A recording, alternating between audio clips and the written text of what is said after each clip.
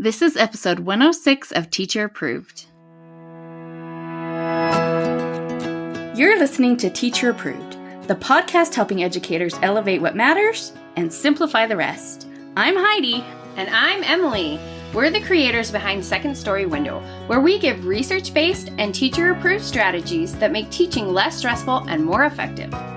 You can check out the show notes and resources from each episode at secondstorywindow.net. We're so glad you're tuning in today. Let's get to the show. Hey there, thanks for joining us today. In today's episode, we're sharing 3 keys to surviving and hopefully thriving in December. And we have a teacher-approved tip for something you can do now, yes, now, to get ready for back to school. We start our episodes with a morning message, just like we used to do at morning meeting in our classrooms. This week's morning message is, what December traditions does your school have? Emily, do you want to kick us off? Well, I didn't have anything super noteworthy happening at my school in terms of a school-wide tradition. But when you and I taught preschool, we had the preschoolers decorate those brown paper lunch sacks for Meals on Wheels, which is a really fun way to have your students doing a little something nice for others that's pretty easy to manage. So if you have a Meals on Wheels near you, you can reach out to them and see how to do that. That was always a fun part of our Decembers in preschool. That was so fun. And like the kids just drew the cutest things. Sometimes I'd have to write the translation of what they had put on there. But I always imagine that the receivers got a smile when they got their meals. I would hope. It was pretty cute. And we tried not to do like Christmassy stuff because there's no telling when the bags went out. But we did have to use certain bags from Meals on Wheels because they use certain bags. So contact them. But they were so excited. They were so nice about it. So definitely worth checking out. And that was a fun tradition. I missed that. And what did you do at your school when you were teaching second? Well, we always did a food drive in December. I think that's probably pretty common. But at one point we switched to penny wars, which I'm not sure how widespread that is. But basically, instead of collecting food, you collect change. And for each class, pennies count for your total, but silver coins count against you. So, if someone drops a nickel in your jar, you need 5 pennies to make up for that. And the kids could dump their silver coins in other classes' jars to sabotage them. I will say, it did raise a ton of money for the food bank, but it was absolute chaos. Absolute chaos. Like I can imagine the bombing of the other jars. And then, of course, all the coins had to be counted every day. Ooh. So we only did that for a few years. I bet the kids have fun memories of it. I'm sure they were. I know it was kid heaven. And we did a lot of good, but it came at a cost. We got some fun December ideas for your school from our community. Casey says her school does a Polar Express Day. That sounds so fun. Angela's school has gingerbread and jammies day. She says the last day of school before break, we all meet in the cafeteria and make gingerbread graham crackers on a milk carton houses. So much fun. Oh, that would be fun. Yeah. April says that her school has a school sing-along the day before Christmas break starts. Each grade picks a song a few weeks ahead, and then they practice as a grade. Usually they make hats or choose a color for everyone to wear, and each grade performs in turn. That's so cute. My kid's school does something similar, except the grade level song is the same from year to year. Aww. So as they get older, they know all the younger songs, which I think is a sweet little touch. Leah's school has 12 days of Christmas spirit for the staff. Ooh, I love that. She says, it's mostly dress-up stuff. We have days to shine bright like a Christmas light where we wear lights and tinsel, or days to wear bells for Do You Hear What I Hear? For Baby It's Cold Outside Day, we wear hats and scarves, and our principal sets up a hot cocoa bar. It's a lot of fun. They must have a fun staff if they're all willing to buy into that. And Clint's school has everybody's favorite tradition, which is we've got a tradition of not seeing kids for a few weeks. It's a good one. That is a good tradition. Does your school have a fun December tradition? We'd love to have you join the conversation over in our teacher-approved Facebook group. I feel like we need to start this episode with a quote from Home Alone. This is it. Don't get scared now. And just like Kevin, we've got some well-drawn plans to help you survive this December. But unlike Kevin, we won't be swinging paint cans at anyone. Yes, do not swing a paint can at anyone, even if you're tempted. Hopefully the tips we will share today are so helpful that you won't even consider paint cans or even letting a tarantula loose in your classroom in the hopes that they'll have to cancel class. You've thought a lot about this, haven't you, Emily? I don't know what you're talking about. Well, tarantulas aside, we have 3 keys that can help you not only survive teaching this month, but also make it a productive, positive time with your students. There really is a lot we can do to thrive this time of year. And the 3 keys that will help you do that are 1, have the right mindset, 2, use the right tools, and 3, make the right plans. Heidi, why don't you tell us about the first key? I would love to. So having the right mindset is really the only way we can make it through the next few weeks. Let's be honest, it's not going to be your most productive month of school. You might have to hold your plans more lightly than you're used to and pivot more often than you'd like. Teaching in December requires a significant amount of flexibility. Yeah, you might need to practice some deep breathing when the principal forgets to tell you that the high school choir is scheduled for an assembly at 2, and now you have to stop in the middle of your science lesson to rush down to the gym. Or maybe it's the first snowfall of the year and there's no way your kids are going to get anything out of your lesson on adverbs today. Oh, first snowfall, they just lose their minds. Yes. It seems like every day in December, you reach a point where you have to decide if it's worth white-knuckling your way through your scheduled plan or pulling an Elsa and deciding to let it go. Unfortunately, we can't give up a whole month of teaching, but we also don't want to skip the magic of this time of year. Obviously, don't throw your curriculum map out the window, but also don't be afraid to break from your regular plans to make a memory. It's likely that kids won't look back at being in your class and remember the writing lesson you taught on Tuesday, but they will likely remember getting to hang paper snowflakes around the room. We only get one December with this group of kids, so I think a part of having a positive mindset is understanding that taking the time to enjoy being a teacher of these particular students is also a way of being productive.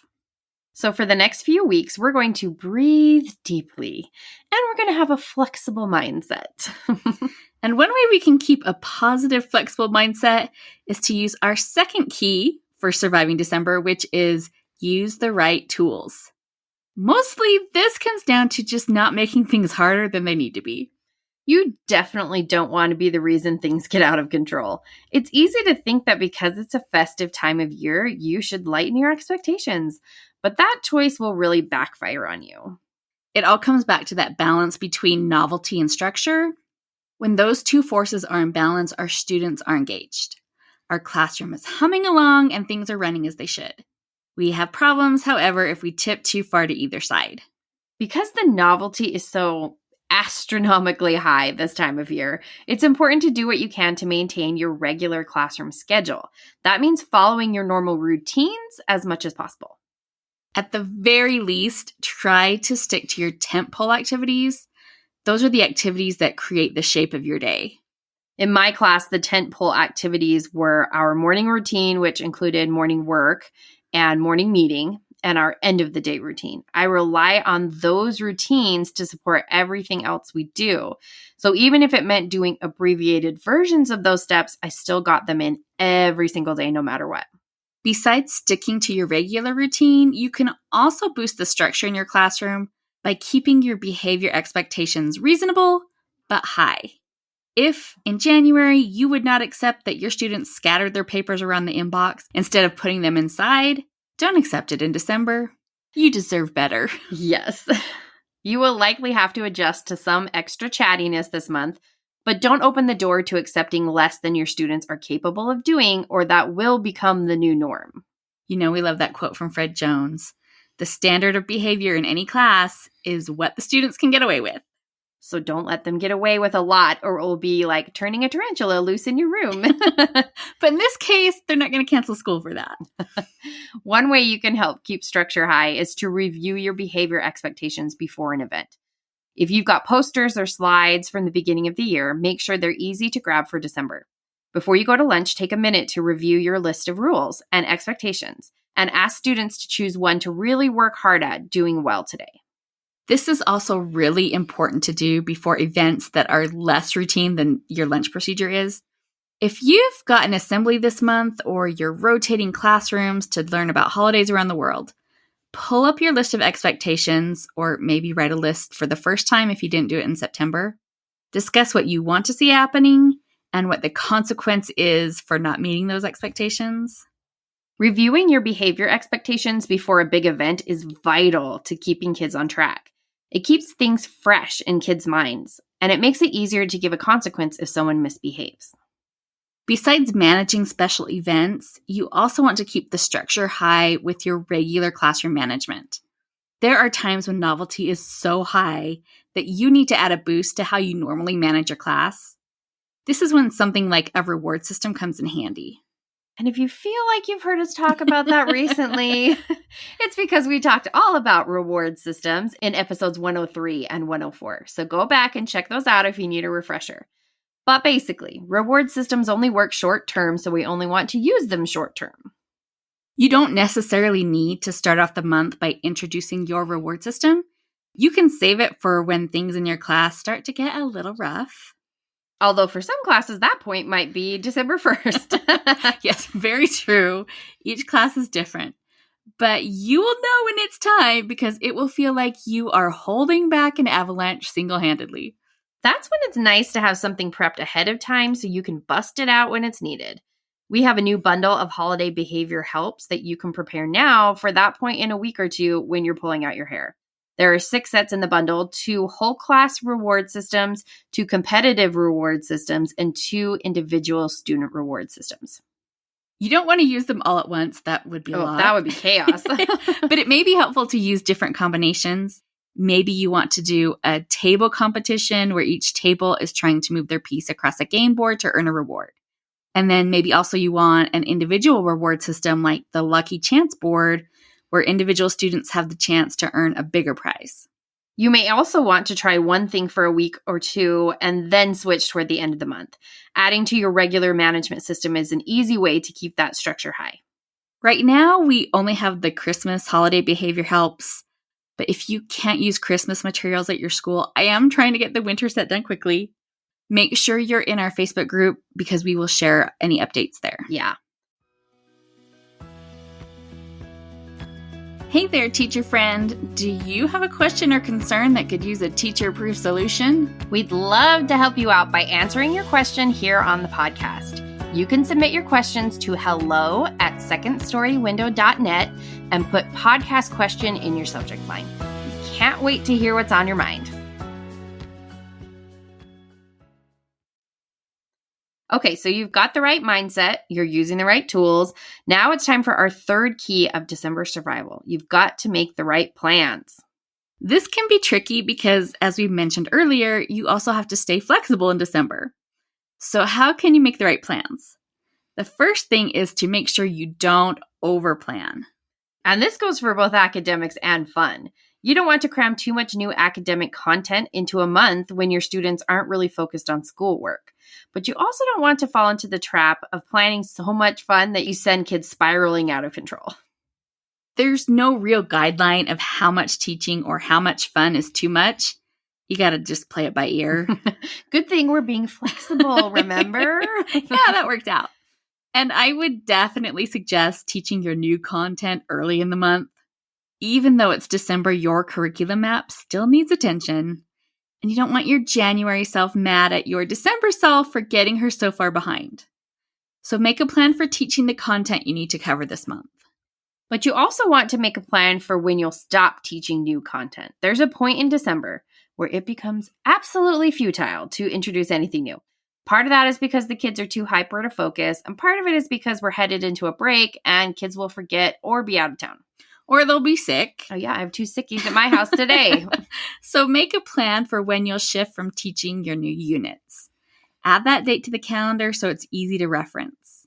Even if you're someone who plans digitally, you might need a paper calendar this month that you can keep front and center. There's so much going on every day, it's easy to forget something if it's not right in front of your eyes. Once you've decided when you'll stop introducing new content, you need the right plans for how to fill the remaining school days. You want to keep the structure high, as we've already mentioned, so you want to keep your schedule as regular as possible. Just because you're not teaching new math lessons doesn't mean you can't do math at that time.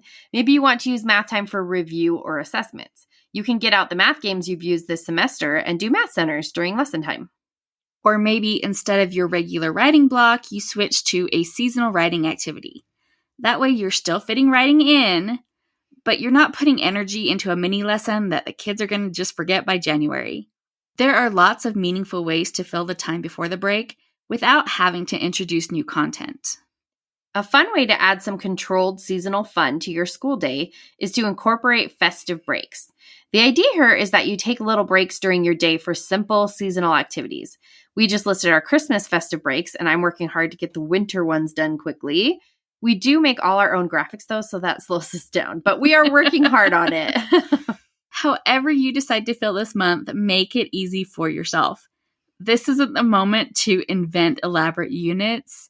You've got too much going on outside of school to take that on. Yep. Planning for December might be a situation where putting some money towards a solution is a better choice than spending time and energy making something yourself. Yeah, you've got enough to do. Don't feel like you have to reinvent the wheel. We are wishing you the smoothest, calmest, happiest December any teacher ever had. If we could, we'd come take your class for a bit so you could get a break. But since that's not going to work, make sure you have the right mindset, use the right tools, and make the right plans. You got this. Yeah, you do. If you've got a great suggestion for how to thrive in December or just need to commiserate with people who get it, come join the conversation in our Teacher Approved Facebook group. Now let's talk about this week's Teacher Approved tip. Each week we leave you with a small, actionable tip that you can apply in your classroom today. This week's Teacher Approved tip is plan now for a new school year. Now? Tell us about this, Heidi. Well, since we have been talking about December traditions, I was reminded of something that Joanne at Head Over Heels for Teaching does on the first day of school. She hands out party blowers and New Year's hats and headbands to her kids at the end of the first day.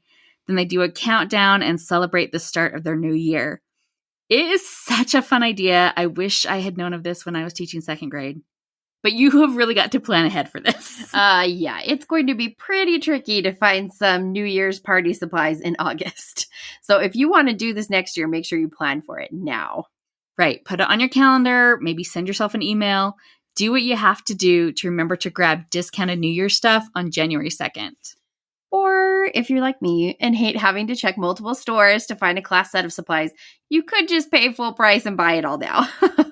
Yeah, I really hate having to visit multiple stores. Maybe it's something that's genetic, Emily.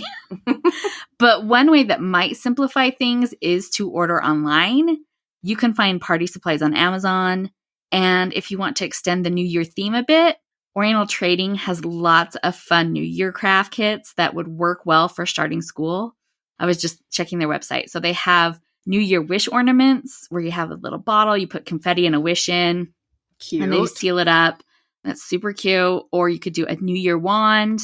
That would definitely be fun to make. I can't remember if their kits go on sale after the holiday, so I'm not sure if you'd save money waiting till January. But you definitely want to wait to order until you get a free shipping coupon.